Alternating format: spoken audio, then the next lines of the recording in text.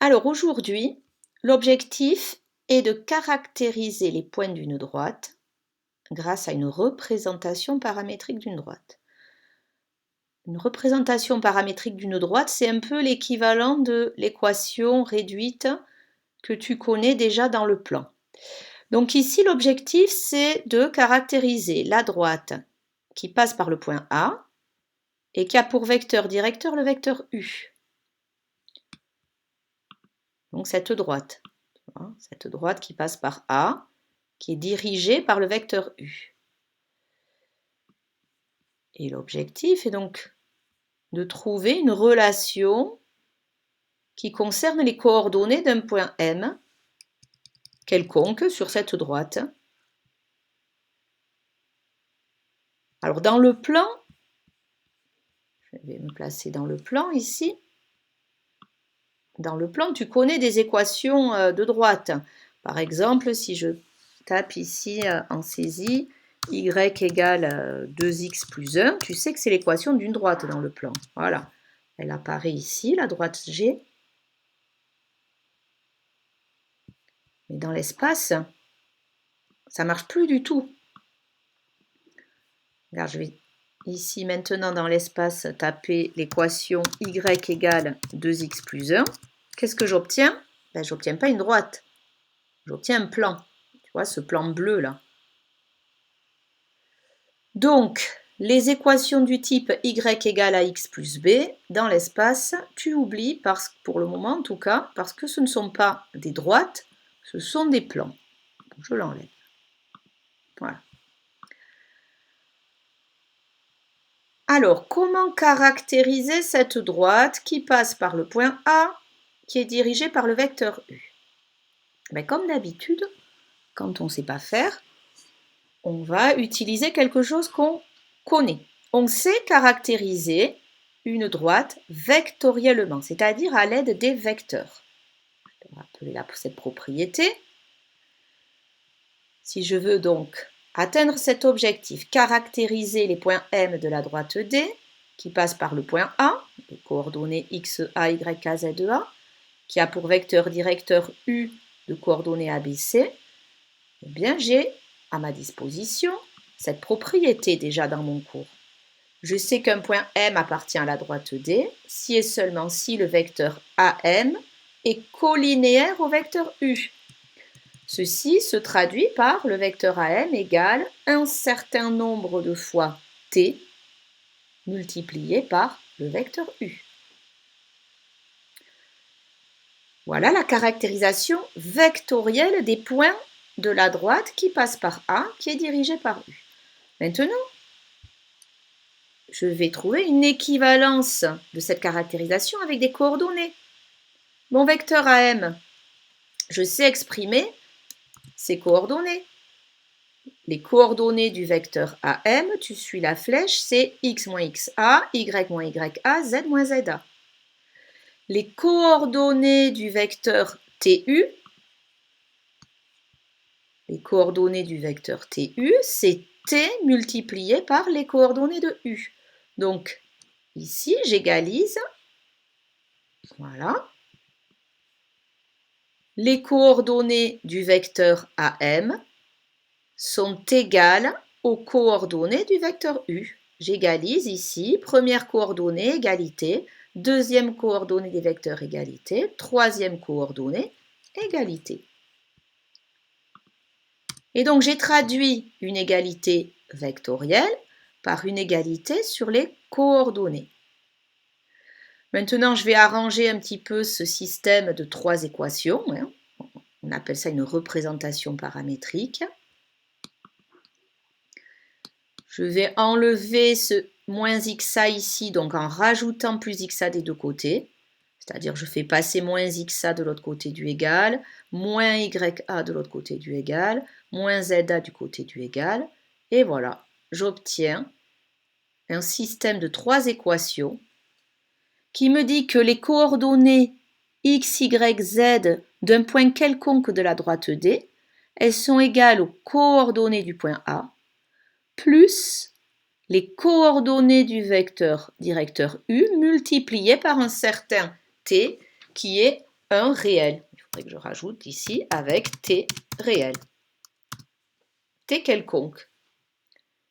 Qu'est-ce que ça veut dire t quelconque? Ben, ça veut dire que si je remplace t, on l'appelle le paramètre, cette lettre t, si je remplace le paramètre t par n'importe quelle valeur réelle, eh bien j'obtiens les coordonnées d'un point qui est sur la droite D.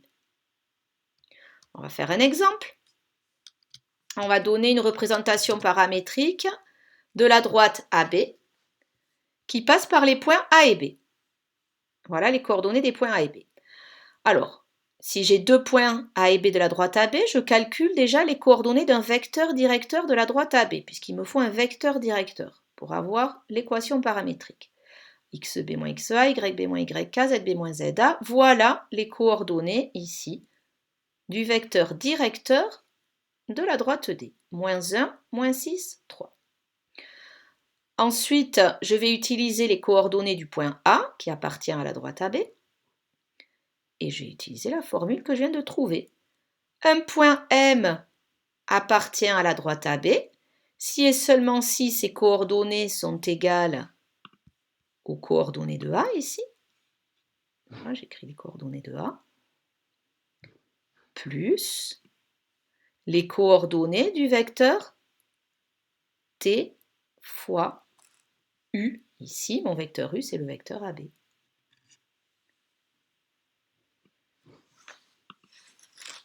Donc la droite AB, c'est l'ensemble des points de coordonnées x, y, z, tels que x égale 2 moins t, y égale 3 moins 6t, z égale 1 plus 3t. Mais combien vaut t? Ben, ça dépend. Chaque point de la droite est associé à une valeur du paramètre t. Et réciproquement, n'importe quelle valeur réelle est associée à un point de la droite. Donc, par exemple, je prends t égale à 0. Si je prends t égale à 0, je calcule ici. Je remplace t par 0. 0, 6 fois 0, 3 fois 0. Ça me donne x égale 2, y égale 3, z égale 1. 2, 3, 1. Voilà, c'est les coordonnées d'un point de la droite. Maintenant, si je change le paramètre, je prends par exemple t égale 5. C'est un exemple. Je prends t égale 5. Je calcule. 2 moins 5, ça fait moins 3. 3 moins 6 fois 5, ça fait moins 25. Non, ça fait moins 27 d'ailleurs. 1 plus 3 fois 5, ça fait 16. Voilà, ben, j'ai les coordonnées d'un point de la droite D. Et ça, je peux le faire pour n'importe quelle valeur du paramètre t. Il y a une infinité de valeurs possibles pour t, comme il y a une infinité de points sur la droite. Inversement, je peux montrer qu'un point appartient à une droite si on me donne la représentation paramétrique de la droite. Voilà, on me dit D est la droite de représentation paramétrique x égale moins 2 plus 4t, y égale 4 moins 7t, z égale 2t, et t est un nombre réel quelconque.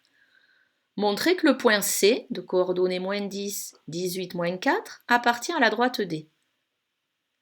Mais pour ça, je vais montrer qu'il existe une certaine valeur de t pour laquelle x est égal à moins 10, y est égal à 18 et z est égal à moins 4. Tu vois là déjà de tête, je vois que si je remplace t par moins 2, 2 fois moins 2, ça fait moins 4. Moins 7 fois moins 2, ça fait 14 plus 4, 18, ça me donne y. 4 fois moins 2, ça fait moins 8 plus moins 2, ça fait moins 10. Pour t égale à moins 2, j'obtiens bien les coordonnées du point C. Si je ne les trouve pas de tête comme je viens de le faire, je résous le système. Je remplace x, y et z par les trois coordonnées de C. Je fais attention à l'ordre.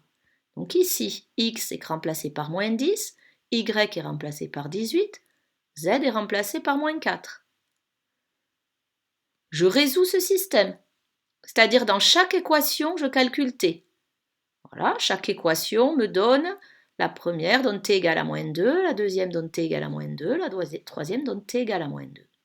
Donc j'ai bien une et une unique valeur de t qui me donne les coordonnées du point C. Si j'avais trouvé des résultats différents, par exemple dans la première t égale à moins 3 et dans la deuxième t égale à moins 2, si j'avais trouvé des valeurs de t différentes, ça voudrait dire qu'il n'existe pas un réel t qui donne les coordonnées de C. Et donc le point C ne serait pas sur la droite D.